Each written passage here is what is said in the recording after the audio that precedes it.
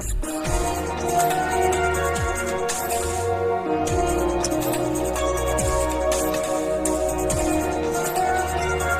आप देख रहे हैं मुजफ्फरपुर 18। और आज हमारे साथ मौजूद है जदयू महिला प्रकोष्ठ की जिला अध्यक्ष सविता जायसवाल जी। बताइए मैम, अपने बारे में बताइए, और कब से पार्टी में हैं आप? मेरा नाम सविता जायसवाल हो गया। लमसम मैं 15-16 साल से मैं जनता दल यू में मेरी एंट्री हुई। पहली मेरी राजनीति वहीं से शुरू हुई और अभी तक मैं वहीं पे हूँ। और मैं 2 बार अध्यक्ष भी रह चुकी हूँ। पहले मैं व्यवसायी प्रकोष्ठ की महिला अध्यक्ष थी, जो महिला अध्यक्ष कभी बना ही नहीं था व्यवसायी प्रकोष्ठ में। फिर मुझे ललन सराफ सर ने, जो अभी जदयू के MLC हैं और कोषाध्यक्ष भी हैं, तो उन्होंने मुझे व्यवसायी प्रकोष्ठ का महिला अध्यक्ष बनाया। उसके बाद फिर मैं महिला अध्यक्ष बनी और फिर मैं प्रदेश महासचिव हुई। और अभी मैं एक जनता दल नेत्री के द्वारा ही जानी जा रही हूँ, क्योंकि मेरी कर्मठता जो है वो नीतीश जी, हमारे माननीय मुख्यमंत्री श्री नीतीश कुमार जी जानते हैं। क्योंकि मुजफ्फरपुर में मैं महिलाओं के लिए, मुजफ्फरपुर के लिए मैं काम करती हूँ और ख़ासकर मैं जदयू के लिए बहुत ही ईमानदारी और वफादारी से मैं काम करती हूँ। अभी तो चुनाव चल रहा है, अभी तो चुनावी पूरा चारों तरफ चुनाव का माहौल है एकदम। इधर ये बोलना, उधर वो बोलना, उस पार्टी के उस नेता के खिलाफ बोलना। तो अभी आपकी क्या भूमिका है अभी चुनाव के लिए? अभी मेरा ये है कि एक कार्यकर्ता के रूप में, हाँ, एक कार्यकर्ता के रूप में अभी मेरी मतलब जो भी हम कंपनी हम लोग घूम रहे हैं पूरे डोर टू डोर, सबसे पहले तो मोदी जी का चेहरा है, बाकी तो यहाँ कोई चेहरा है नहीं। और अभी मोदी जी का ही चुनाव है, तो कुछ सोचने वाली बात ही नहीं है। मोदी जी का सरकार बनेगा और केंद्र में हम लोग मोदी जी को ही चाह रहे हैं, बाकी तो कहीं कुछ सोचना ही नहीं है। और आप जो माननीय मुख्यमंत्री श्री नीतीश कुमार जी है, उनको क्या लगता है वो महिलाओं के लिए कुछ सोच रहे हैं बिहार में? देखिए, उन्होंने महिलाओं के लिए तो बहुत काम किया है, कहीं कोई दिक्कत नहीं है। और महिला को वो उन्होंने क्या नहीं दिया। आज देखिए कि पंचायती राज से लेके शिक्षा, हर पुलिस में, हर विभाग में उन्होंने महिलाओं के लिए बहुत सारा काम किया है।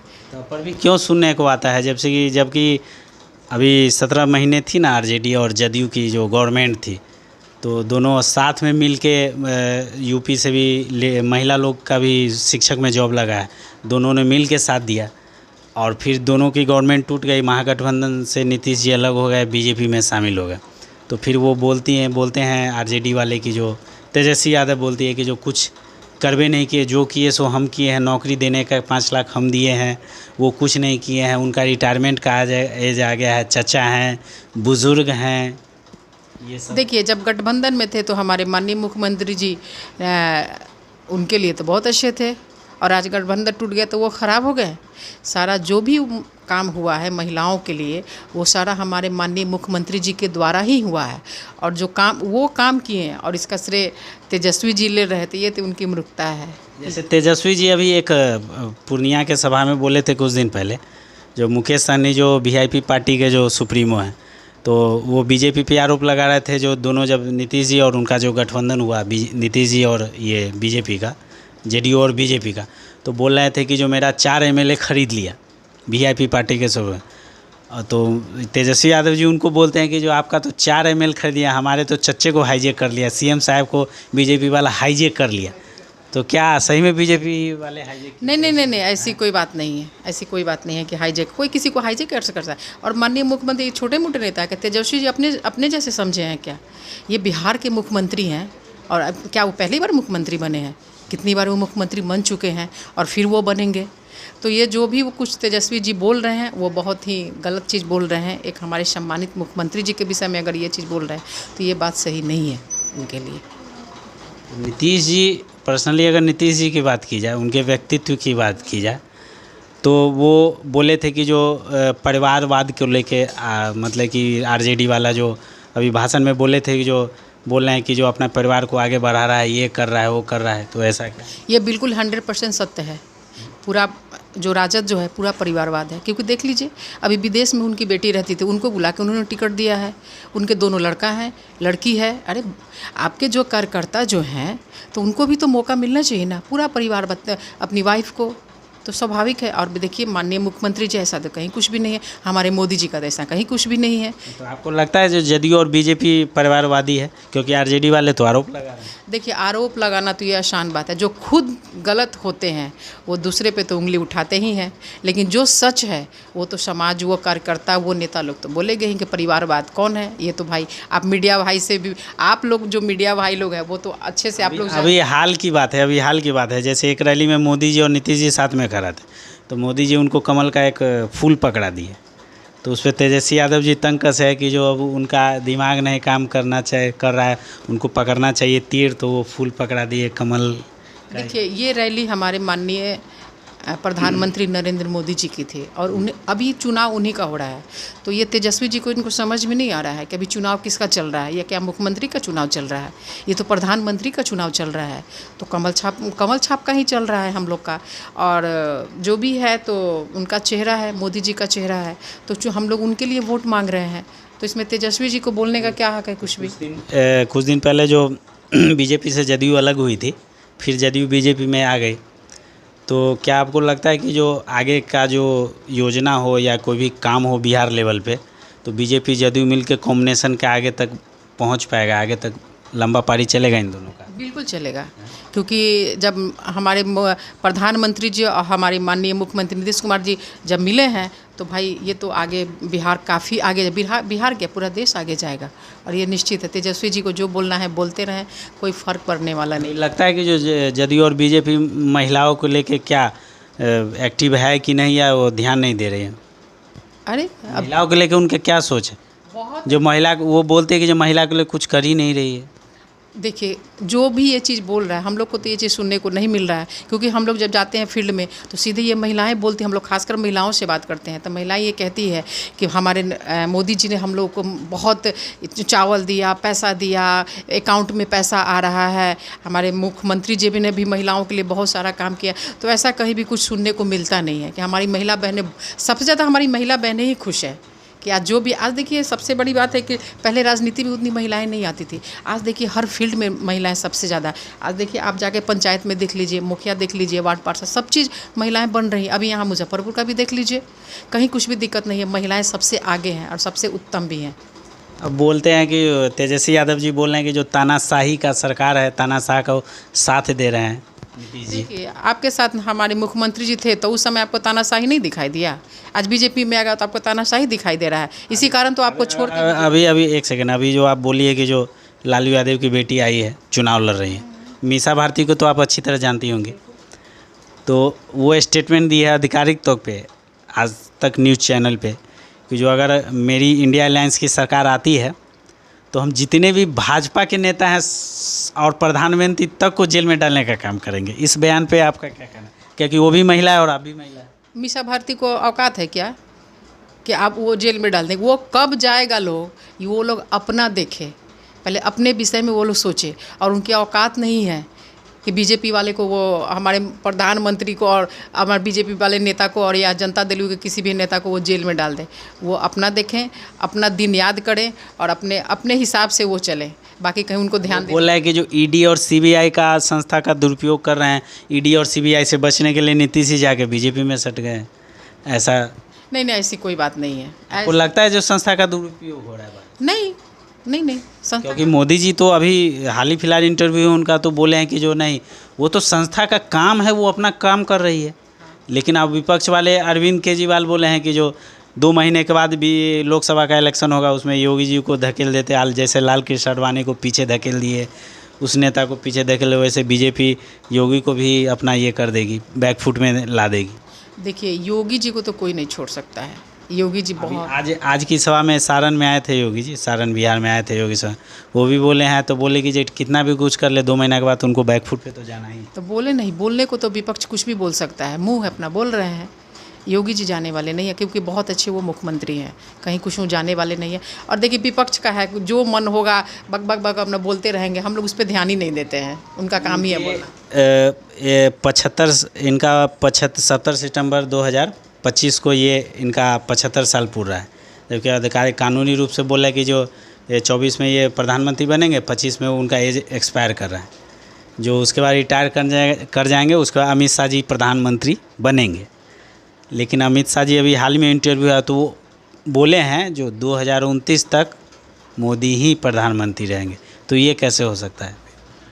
देखिए, आगे क्या होगा वो हम नहीं जानते, लेकिन हम लोग खासकर हम लोग महिलाएं यही चाहते हैं कि हमारे प्रधानमंत्री नरेंद्र मोदी भाई ही हमेशा रहे, चाहे वो 75 साल के हो जाए, चाहे वो 100 साल के हो जाए, चाहे 105 साल के हो, उसमें कहीं कोई फ़र्क नहीं। हम लोग उन्हीं को चाह रहे हैं और बात की बात बाद में देखेंगे, क्या दिक्कत है उसमें। और विपक्ष वाले बार बार बोलते हैं कि जो संविधान, जो कि संविधान को तो सब जानते हैं, आपको लगता है क्या संविधान बदला जा सकता है? देखिए, अभी क्योंकि धारा 370 जैसे बदला गया, क्योंकि वो था भीमराव जयमित के कानून में था, जो हाँ कोई है मोदी जी, वो राजा हैं, जो मन में आए सो करते। जो हम एक बात और बोले हैं जो कि मैं जो चाहूँ वो मोदी जी से बोलवा सकता हूँ। तो ताकत है तो राहुल जी बुलवा ले मोदी जी से, अपने मन की बात बुलवा ले, अगर उनमें ताकत है तो। क्योंकि मैं वो 5 किलो पब्लिक में रुझान है, जैसे कि अन्न योजना हुआ, फिर गैस उज्ज्वला गैस योजना हुआ, और भी कई सारी योजनाएं हैं। देश में इंफ्रास्ट्रक्चर पे इतना काम हुआ है, अटल टनल बना है, तो इस सब को बोल रहे हैं कि जो नहीं वो सब अपना गैम्बलिंग है, सब ऐसे दिखावा है, कुछ किए नहीं है। वो तो शुरू से जो काम है। देखिए, दिखावा तो खुद राहुल जी कर रहे हैं। ये सारा जितना भी संविधान जो भी लागू हुआ है, सारे हमारे माननीय प्रधानमंत्री जी के द्वारा ही हुआ है। और ये जुमलेबाजी सारा चीज़ वो खुद कर रहे हैं, सारा चीज़ बैठ के बोल रहे हैं। अगर ताकत है तो वो खुद करके दे। तो अभी बोले हैं ना कि जो अभी जितनी भी महिलाएं हैं, भारत की जितनी भी महिलाएं हैं, उनको 7500 रुपया पर मंथ, टोटल साल का 1 लाख रुपया हम हर एक महिला को देंगे, मध्यम वर्गीय महिला को। महालक्ष्मी धन योजना के तहत राहुल गांधी जी अपने मैनिफेस्टो में बोले हैं ये बात। क्या किस योजना के बारे में आप महिलाओं को लेकर खासकर योजना है, तो इस योजना के बारे में देखिए, पहले वो जीते तब तो देंगे, हम लोग गे में नहीं जीते हैं। हम लोग अभी कर रहे हैं, उसमें हम लोग जी रहे हैं। अब वो क्या करेंगे नहीं करेंगे, जब समय आएगा तब बताएगा। वो करेंगे, अभी उनकी सरकार बनने वाली तो है नहीं। जो भी है, देखिए चुनाव जीतना है तो जुमलेबाजी जो भी बोलना है अपना बक बोल रहे हैं, वो करेंगे पे हम लोग जीते नहीं हैं। अच्छा, एक सवाल और, जैसे कि किसी भी पार्टी के लिए, चाहे वो महिला हो या पुरुष हो या जदयू हो, वीआईपी हो, आरजेडी हो, भाषा का जो अभद्र भाषा का भी उपयोग किया गया है इस चुनाव में। जैसे तेजस्वी यादव, श्री चिराग पासवान जी का आरोप है जो तेजस्वी यादव के सभा में उनकी मां को गाली दिया गया, या फिर वीआईपी सुप्रीमो मुकेश सहनी बोलते हैं जो मोदी बांट रहा है। चुनावी चुनाव में ऐसा सही है?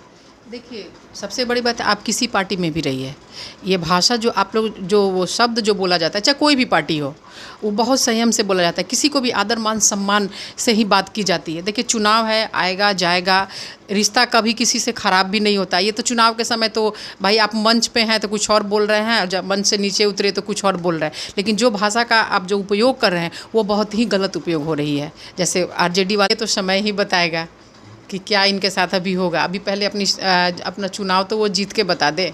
अभी कहीं से देखिए, राजद कहीं से भी कुछ भी नहीं है, इंडिया सरकार कहीं भी कुछ भी नहीं है।